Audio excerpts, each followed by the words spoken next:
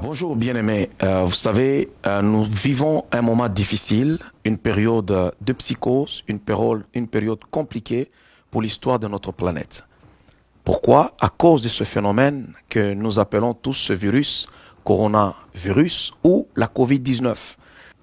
Et aujourd'hui, il y a un problème.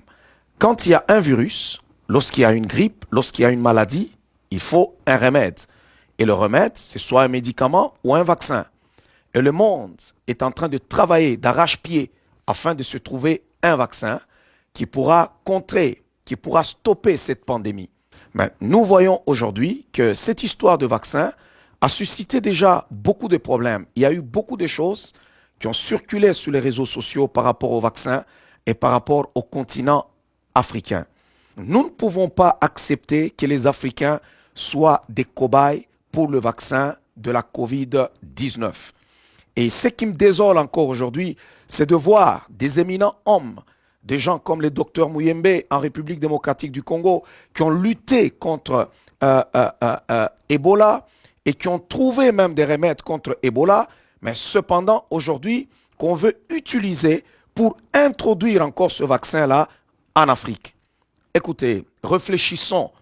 Est-ce que c'est parce que nous sommes nés africains qu'on n'est pas capable de réfléchir? Non. Nous sommes capables de réfléchir. Nous sommes aussi un peuple intelligent. Nous avons survécu à beaucoup de choses. Cette Afrique-là avait abrité Abraham. Cette Afrique-là avait abrité Jacob. Cette Afrique-là avait abrité Joseph et tous les 12 fils de Jacob. Et cette Afrique-là avait abrité le Seigneur Jésus-Christ lorsqu'il fouillait Hérode. Voilà pourquoi il sera difficile pour tous ceux-là qui ont des pensées machiavéliques d'aller détruire et décimer des populations en Afrique.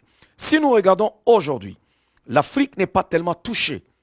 Il y a des cas de la COVID-19, mais par-ci, par-là, et nous prions le ciel tout le jour. Nous prions Dieu.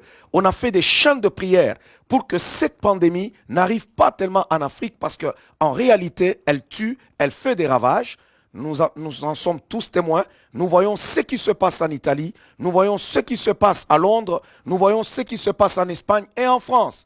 Et aux États-Unis, il y a même des prédictions qui disent que la COVID-19 pourra tuer jusqu'à 240 000 personnes.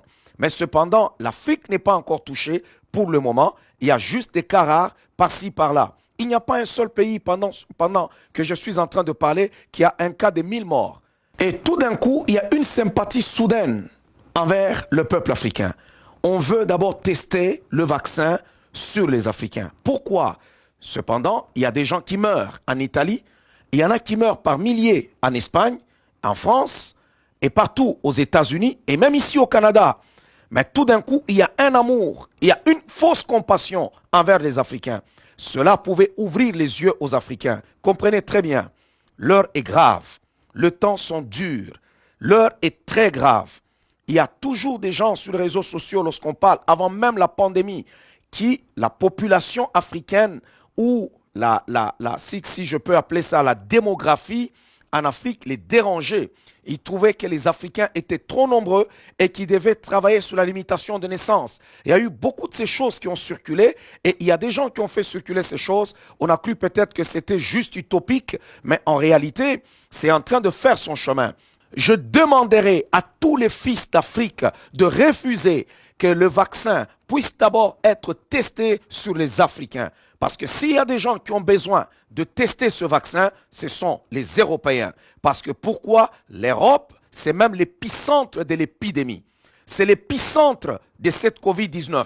Nous avons le cas aussi ici en Amérique. Les États-Unis souffrent. Mais pourquoi choisir seulement les Africains? Écoutez-moi très bien. La vérité dans la bouche du diable, c'est un mensonge. On n'a jamais aimé l'Afrique. L'Afrique souffre tout le jour. Les gens meurent de la malaria. Ils meurent par milliers. Il n'y a jamais eu de vaccin. Et aujourd'hui, tout d'un coup, on aime l'Afrique.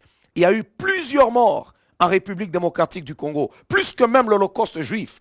Il y a eu plus de 8 millions de morts. Plus de 8 millions de morts. C'est silence total. Partout dans le monde, personne n'en parle.